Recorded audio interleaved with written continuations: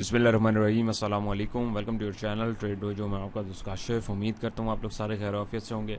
अच्छा जी, आज आपकी खिदमत में फिर से एक दफ़ा वीकली एनालिसिस लेके हाज़िर हुए हैं और देखते हैं कि मार्केट ने कैसा परफॉर्म किया लास्ट वीक, और उसके अलावा अब नेक्स्ट वीक में मार्केट कैसा परफॉर्म कर सकती है। क्या मार्केट अभी अप ट्रेंड की तरफ जाने की कोशिश कर रही है या ये एक धोखा है। तो आइए इसको देखते हैं। अच्छा, इसको स्टार्ट करने से पहले मैं एक छोटी चीज़ आप लोगों के साथ शेयर करना चाहूँगा, जो दोस्त नए हैं या जिनको नहीं भी पता, कि अगर आप हमारा फ्री व्हाट्सएप ग्रुप जो है वो ज्वाइन करना चाहते हैं तो डिस्क्रिप्शन में उसकी लिंक मौजूद है। तो उसके ऊपर नंबर के ऊपर या लिंक के ऊपर क्लिक करके आप जो है उसको ज्वाइन कर सकते हैं। बिल्कुल फ्री ऑफ कॉस्ट वो हमारा ग्रुप है, जिसमें हम लोग जनरल डिस्कशन और मज़ीद जो भी स्टॉक से रिलेटेड चीज़ें होती हैं उसको हम लोग डिस्कस करते हैं। अच्छा जी, तो मार्केट ने लास्ट सेशन में कैसा परफॉर्म किया। 42,857 पे क्लोजिंग दी, 614 पॉइंट ऐड किए और 1.45% का गेन दिया। मार्केट ने जो हाई लगाया 42,874 का लगाया, 42,243 का लो लगाया।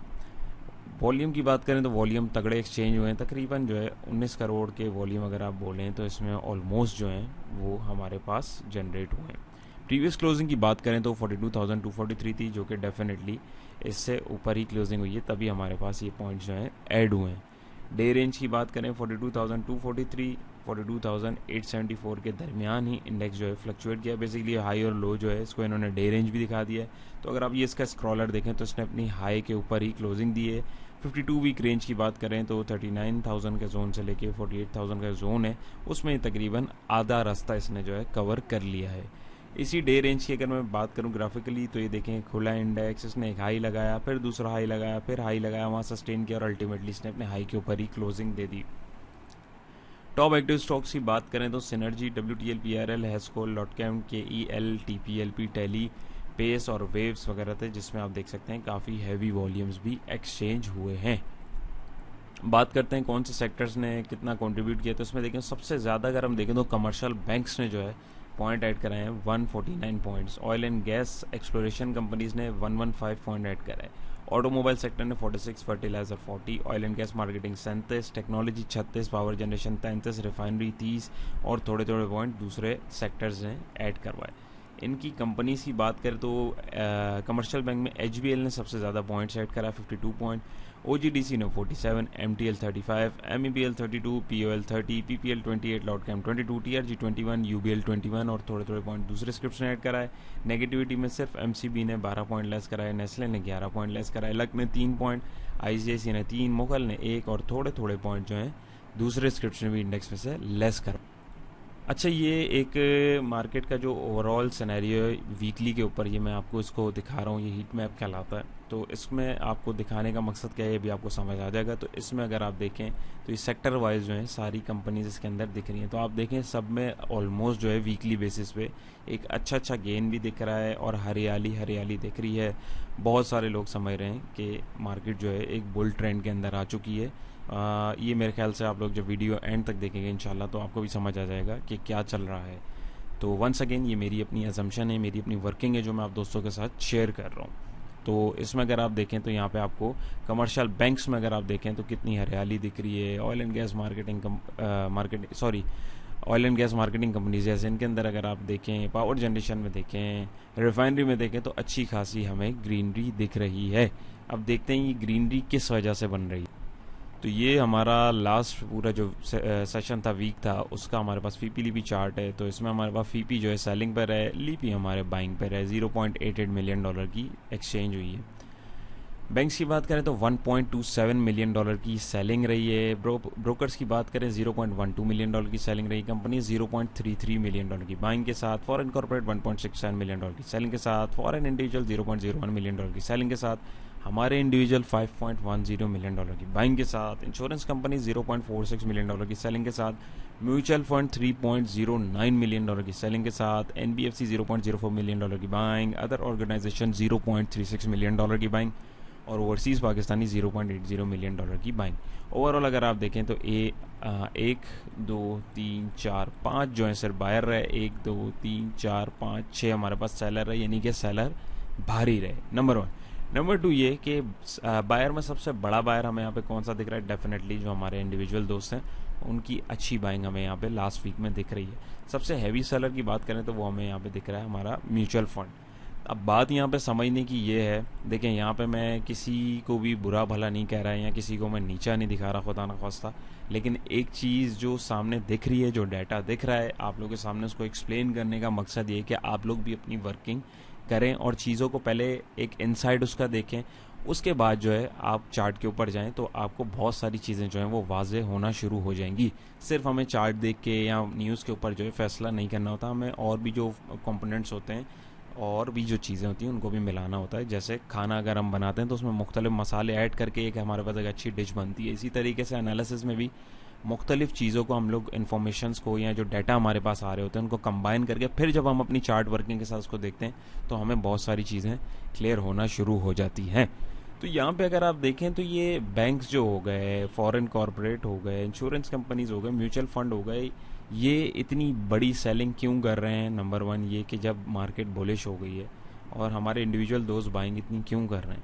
मतलब कोई ऐसी चीज़ इनको पता है जो इन सबको नहीं पता, ऐसा हो सकता है, या कोई ऐसी चीज़ इन सबको पता है जो हमारे इंडिविजुअल दोस्तों को नहीं पता। तो ये सारी चीज़ होती है। वंस अगेन बहुत सारे दोस्त नए जुड़े होते हैं, तो मैं एक चीज़ आपको बता दूं, देखिए इन लोगों के पास जो है, हमारे ये जितने बड़े बड़े जो होते हैं इदारे, इन लोगों के पास, कंपनीज़ के पास, फंड्स के पास, इन लोगों के पास अपने अपने पूरी एक रिसर्च टीम होती है। ये लोग ऐसे ही जो है बिला वजह जो है बाइंग सेलिंग नहीं करते, रैशनल डिसीजन नहीं लेते। ये लोग पूरा डाटा को पहले सिंक करते हैं, उसको एनालाइज करते हैं, देन उसके बाद ही जो है उसमें बाइंग या सेलिंग करते हैं। तो यहाँ पे अगर आप देखें तो इनकी इतनी सेलिंग की, और ये दूसरे अगर आप देखें तो इनकी बाइंग भी जो है बिल्कुल ये ना होने के ही बराबर है। यानी इन शॉर्ट ये जितना भी माल सेल किया है उसमें से ज़्यादातर माल जो है, अगर मैं बोलूँ कि इंडिविजुअल्स को चिपका दिया गया है तो ये गलत नहीं होगा। क्यों? क्योंकि अगर आप देखें तो इंडिविजुअल्स की जो बाइंग है, मैं अगर आपको नीचे डाटा मज़ीद दिखाऊँ तो ये मैं नीचे आता हूँ, यहाँ पे एक सेकेंड में आपको दिखाता हूँ। ये आ गया हमारे इंडिविजुअल। अच्छा, इंडिविजुअल की सबसे ज़्यादा बाइंग हमें जो दिख रही है वो दिख रही है किस सेक्टर में? कमर्शियल बैंक्स के अंदर 1.52 मिलियन डॉलर की। वंस अगेन मैं अगर यहाँ पे आता हूँ तो यहाँ पे सबसे हरा भरा सेक्टर कौन सा हो रहा है इस वक्त? Definite 13% gain, 4% gain, 65% gain, 2.54% gain, 5.19% gain. तो ये जो बाइंग हुई है, डेफिनेटली इसमें मेजॉरिटी बाइंग किसकी है? हमारे इंडिविजुअल दोस्तों की, कमर्शियल बैंक के अंदर जिनका हम डाटा देख रहे हैं। Number one. नंबर टू ये, अगर मैं, हमारा हैवी सेलर जो था वो हमारे थे म्यूचुअल फंड्स। तो म्यूचुअल फंड्स की अगर मैं बात करूं तो म्यूचुअल फंड का डाटा भी हमारे पास कुछ ऐसा आ रहा है। कमर्शियल बैंक में अगर हम देखें तो म्यूचुअल फंड ने क्या किया है? उन्होंने माल को बेचा है। तो जाहिर है कोई बेचता है तो कोई ख़रीदता है, इसी से मार्केट हमारी चलती है। तो इसी डाटा को अगर आप मज़ीद एनालाइज करना शुरू करेंगे तो आपको समझ में आना शुरू हो जाएगा कि किस तरीके से चीज़ें जो हैं वो एक्सचेंज हो रही होती हैं, और वो किस तरीके से जो है किसी एक प्लेयर से दूसरे प्लेयर तक जो है चिपक रही होती हैं। तो उम्मीद है ये आपको पता लग रहा होगा कि मैं ये चीज़ क्यों आप लोगों के साथ डिस्कस कर रहा हूँ, ताकि आप लोग को आसानी से ग्रीन कैंडल देख के हमें डिसीजन नहीं लेना होता, उसके बैकएंड के ऊपर क्या चला है हमें उसको भी एनालाइज करने की ज़रूरत होती है। और मेरी यही कोशिश है कि मैं उसको आपके सामने जो है कोशिश करूँ समझाने की। और ये मैंने एक एग्जांपल दी है, फर्दर आप इस चार्ट को जो है मज़ीद जो है देख सकते हैं और उसमें एनालिसिस अपना कर सकते हैं। उम्मीद है ये आपको क्लियर होगा। फर्दर आगे क्या है देखते हैं चार्ट पे। जी, तो ये हमारा वीकली जो हमारा चार्ट था, जिसके ऊपर हम लोगों ने लास्ट वीडियो में भी काफ़ी डिटेल में यहाँ पर डिस्कशन करी थी। ये डिस्कशन को मैं जोड़ने के लिए हमारा जो लास्ट वीक का जो हमारा क्लिप था, मैं उसमें से एक पार्ट आपको पहले दिखाना चाहूँगा, ताकि मैं आपको जो आगे बात बताऊँ वो आपको क्लियर हो जाए। ये क्लिप का एक हिस्सा है, उसको ज़रूर सुनिएगा प्लीज़। की भी रेजिस्टेंस हमारे पास आ रही है इसी जोन के ऊपर। यहाँ पे अगर आप देखें तो सपोर्टिंग जोन भी इधर हमारे पास चैनल की आ रही है और हमारे फेब लेवल्स की आ रही है। और यहाँ पे अगर आप देखें तो हमारे पास इधर चैनल की ही रेजिस्टेंस आ रही है और हमारा मूविंग एवरेज भी यहाँ पे हमें सपोर्ट कर रहा है। यानी मल्टीपल चीज़ें हमारे पास यहाँ पे कंफर्मेशन दे रही है कि एक सपोर्टिंग लेवल है। Number one. नंबर टू ये कि यहाँ पे अगर आप एक चीज़ गौर करें तो ये काफ़ी टाइम से नीचे की तरफ गिर रहा है। अराउंड तकरीबन यहाँ अगर आप देखें 3-3.5 पॉइंट यहाँ पे इसने नेगेटिविटी दी है। और अगर आप यहाँ पे देखें तो 2400 पॉइंट लगभग जो है इसने ऊपर अपने कर दिए हैं। तो यानी अगर आप बोलें कि यहाँ पे इसने जो एक ड्रॉप दिया था उसकी अगर आप करेक्शन देखें तो एक हद तक यहाँ पे अगर हम अकॉर्डिंग टू करेक्शन रूल्स देखें कि जितनी भी होनी चाहिए उसकी ऑलमोस्ट हाफ तक जो है हमारे पास करेक्शन हमें देखने को मिल चुकी है। लेकिन एक चीज़ अगर यहाँ पे आप गौर करें तो ये एक पैटर्न की फॉर्मेशन हो रही है। जो लोग कैंडलस्टिक पैटर्न्स को जानते हैं, समझते हैं, तो अगर आप देखें तो ये जो एक फॉर्मेशन हो रही है यहाँ पे, ये एक कैंडलस्टिक पैटर्न जो है ये कहलाता है मॉर्निंग स्टार पैटर्न कहलाता है। ये एक रिवर्सल जो होता है, एक ट्रेंड चेंजिंग जो होती है, ये उसको इंडिकेट करता है। लेकिन हमें कन्फर्मेशंस भी चाहिए होती हैं, सिर्फ कैंडलस्टिक के ऊपर हम लोग जो है ट्रेड्स नहीं लेते। तो यहाँ पे अगर हम देखें, चलिए एक चीज़ और, यहाँ पे अगर आप देखें तो अभी इसने लास्ट वीक इधर से इस चैनल से मुंह बाहर निकाला है। अब मेन चीज़ ये कि कंफर्मेशन अगर वीकली इससे ऊपर आती है तभी हम यहाँ पे एक बुलिश मोमेंटम देख सकते हैं। लेकिन अगर आप देखें तो यहाँ पे भी हमारे पास जो है हमारी रिट्रेसमेंट भी अगर आप देखें 43,000 का लेवल, अगर आप यहाँ देखें 43,300 का अगर आप राउंड फिगर करें तो वो यहाँ आ रहा है। हमारा 50 और 100 का मूविंग एवरेज भी आ रहा है। तो यहाँ पे एक तगड़ी रेजिस्टेंस का इसको सामना करना पड़ सकता है। लेट्स सी अब वॉल्यूम हमारे पास कैसे आते हैं नेक्स्ट वीक, ये तो हम प्रीवियस उसके ऊपर बात कर रहे हैं पार्ट। अच्छा जी, तो ये आप लोगों के साथ जो मैंने एक डाटा शेयर किया, एक वीडियो का हमारा जो हवाला था, डेफिनेटली आपको क्लियर होगा। उसी बात को मैं आगे जोड़ता हूँ यहाँ पे। तो यहाँ पे अगर आप बात करें तो हमारे पास ये वही लेवल जो आ गए और वही बात हुई, यहाँ से इंडेक्स ने बाहर क्लोजिंग दे दी, वीकली कैंडल की ही बात हो रही। अब यहाँ पे वही लेवल जो है, वही जोन हमारे पास जो आ रहा है 43,600 और 43,300 के बिटवीन का जो जोन है, ये हमारे पास एक स्ट्रॉन्ग रेजिस्टेंस आ रहा है। अब सवाल ये आता है कि मार्केट यहाँ पे जाएगी, रेजिस्ट करेगी, यहाँ से ऊपर जाएगी। यहाँ पे ये चीज़ आती है, सबसे पहले तो मार्केट ने अपना एक ये रेजिस्टेंस तोड़ा है। अब ये रेजिस्टेंस की जो कैंडल इतनी बड़ी बनी है, इसमें अगर आप गौर करें तो वॉल्यूम भी हमारे पास जो है इस वॉल्यूम से इतनी बड़ी कैंडल बनी है, उसमें देखें वॉल्यूम एवरेज वॉल्यूम से ज़्यादा एक्सचेंज हुआ, नंबर 1। फिर आप यहाँ देखें, आप एक गैप अप ओपनिंग एक तरीके से हुई है वीकली के ऊपर, और यहाँ पे अगर आप देखें तो वॉल्यूम उससे कम है, ऑल दो एवरेज से ज़्यादा है, लेकिन वॉल्यूम जो है इसके मुकाबले में श्रिंक हुआ और बॉडी भी छोटी बनी है। तो बात सारी ये, जितना भी ये कैंडल को बनाने में हाथ है, इसमें हमारे इंडिविजुअल दोस्तों का हाथ है। यानी जो बाइंग ज़्यादा मेजॉरिटी हुई, जो हमने अभी डाटा में भी देखा, वो किसकी तरफ से हुई है? वो इंडिविजुअल की तरफ से हुई है। इंडिविजुअल की तरफ से डेफिनेटली बाइंग हुई है, तो ये जो है एक पॉजिटिव कैंडल हमें देखने को मिली है। हो सकता है ये यहाँ तक भी कंटिन्यू कर जाए, दैट सेट। यहाँ से ये हमारे पास एक रेजिस्टिंग जोन लाजमी आ रहा है इंडेक्स का। उसका एक रीज़न ये कि हमारे पास अगर आप ये देखें, पिछला जो हमारा एक स्ट्रॉन्ग सपोर्ट जोन हमारा जो एक मेजर टूटा था, 44,000 वाला जो हमारे पास जो 42,000 वाला लेवल था, जो अगर आप देखें तो वो टूटा। अब ये वहाँ से दोबारा उधर जा रहा है। वहाँ पे सिर्फ उस ट्रेंड लाइन के और हमारे जो नॉर्मल हॉरिजॉन्टल लाइन का रेजिस्टेंस होता है वो नहीं आ रहा, उसके अलावा फेवरेशोज आ रहे हैं हमारे यहाँ पे, हमारे मूविंग एवरेजेस जो हैं वो यहाँ पे आ रहे हैं। तो यानी एक बहुत स्ट्रॉन्ग रेजिस्टेंस का इसको भी सामना करना पड़ेगा, और अगर ये इंडिविजुअल्स ही इसको ड्राइव कर रहे हैं तो वो यहाँ पे आके इसको नहीं कर पाएंगे। यानी लॉन्गर टर्म पे वो सस्टेन किसी कीमत पे नहीं कर सकता, अनटिल और अनलेस उसमें दूसरे प्लेयर्स भी अपनी कॉन्ट्रीब्यूशन जो है ना दे दें।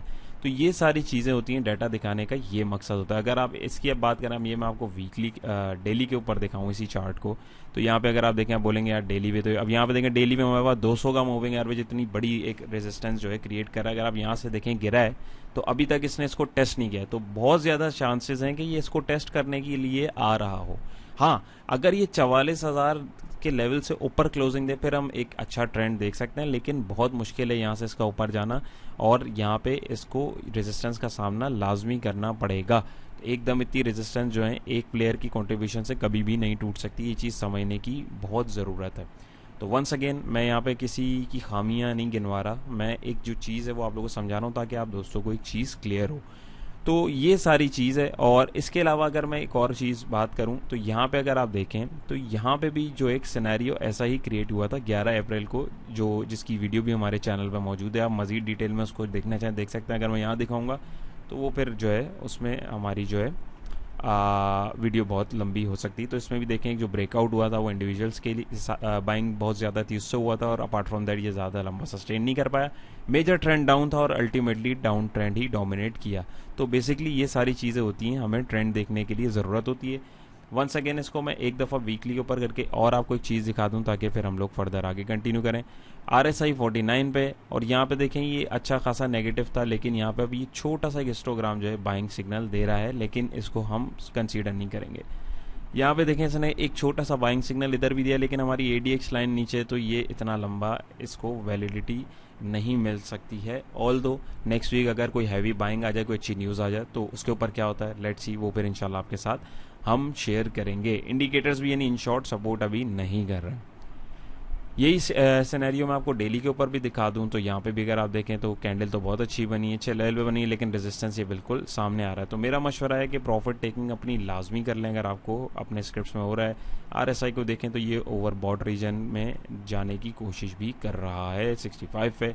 यहाँ पे हिस्टोग्राम तगड़े जनरेट हो चुके हैं, बाय कॉल अभी भी इसमें वैलिड है, बट हमने जो डिस्कस किया आपको समझ आ रहा होगा। यहाँ पे जो है हमें बाइंग प्रेशर, बाइंग ट्रेंड जो है वो वीक होता हुआ दिख रहा है, क्योंकि यहाँ तक स्पाइक रहा, फिर नीचे के अब ये साइडवेज में जाने की कोशिश कर रहा है।